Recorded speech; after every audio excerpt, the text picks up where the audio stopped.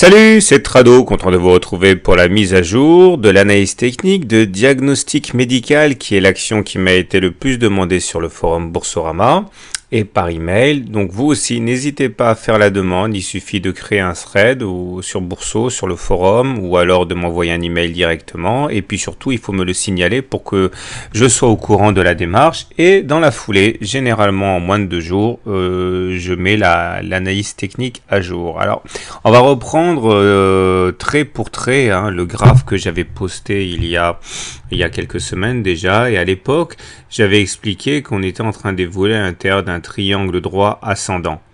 Or on sait que les triangles droits ascendants se cassent plus souvent par le haut que par le bas, et ça a été chose faite sur la semaine du 11 mai.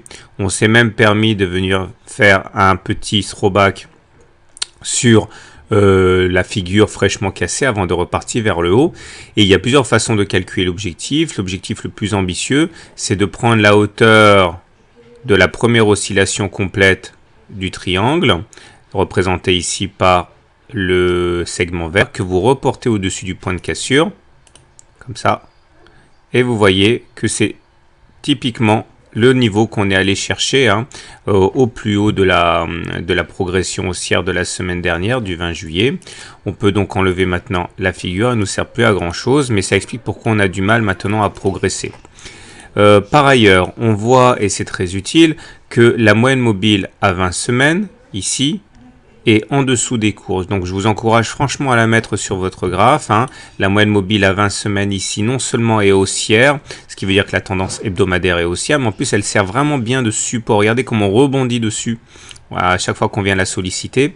Et à cet égard, je considérerais que si on devait casser cette moyenne mobile à 20 semaines à la baisse, ce serait une alerte assez sérieuse sur la tendance haussière, parce que regardez, ça a été le cas ici. Vous voyez, on est passé en dessous et après on a eu beaucoup de mal à repasser au-dessus.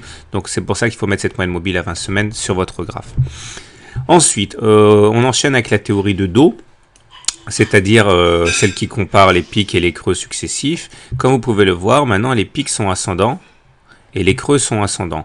Ça, au regard des principes de dos, ça veut dire que la tendance est très haussière. Regardez par opposition, ici, lorsque les pics étaient descendants et que les creux étaient descendants, il était dangereux d'acheter. Maintenant, c'est l'inverse, puisque les pics et les creux sont dans une configuration de haut de plus en plus haut et de bas de plus en plus haut. À surveiller également.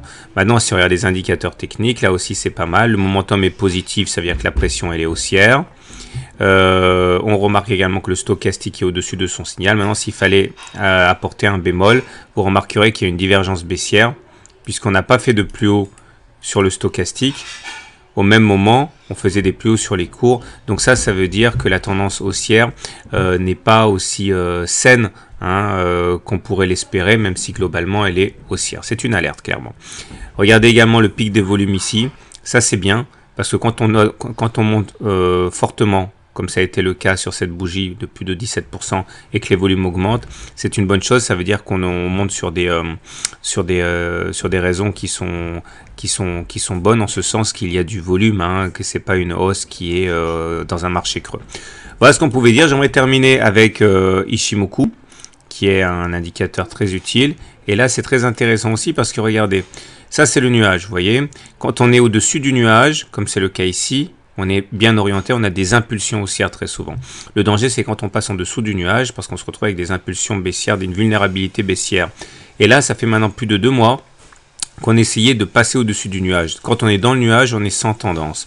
Or, il faut regarder cette bougie. Vous voyez, cette bougie nous a permis de passer au-dessus du nuage, mais en analyse technique, on a bien qu'il y ait une bougie de confirmation quand on casse un support, une résistance importante. Pour l'instant, mais on est que mardi, sur cette bougie hebdomadaire, on est en train d'invalider le signal haussier en clôturant à l'intérieur du nuage. Alors encore une fois, on n'est que mardi. Idéalement, il faudrait que on clôture vendredi avec une bougie qui est toujours en formation, puisque c'est une bougie hebdomadaire, qui termine au-dessus du nuage, au-dessus des 0,27. Et donc du coup, ça validerait la cassure du nuage par le haut et ça nous mettrait dans une position très favorable pour espérer une impulsion haussière, comme ça a été le cas ici. Donc surveillez de très très près. Si on termine en dessous de 0,27, c'est tendance neutre. Si on termine au-dessus de 0,27, c'est tendance positive. Donc globalement, en ballottage favorable pour diagnostic médical. Maintenant, on passe sur le journalier rapidement, même si j'aime pas beaucoup faire ça sur les petites valeurs. Il y a plusieurs choses à remarquer. Tout d'abord, on a une oblique de support ici. C'est intéressant, en cas de forte attaque baissière, on pourrait espérer trouver refuge sur l'oblique, puisqu'on a rebondi les dernières fois qu'on a sollicité cette oblique. Ok. Autre chose qui est très intéressant, parce que c'est un cas d'école, nous avons une belle épaule tête-épaule inversée. Alors ça se voit pas très bien si vous n'êtes pas habitué à faire de l'analyse technique. Je vais essayer de le faire figurer comme ça. Bon bref, excusez-moi, ça donne un peu le mal de mer. Voilà, ici vous avez une épaule, tête, épaule. Ok, inversée, dans ce sens que la tête est vers le bas. Et la ligne de cou, la ligne, c'est celle-là.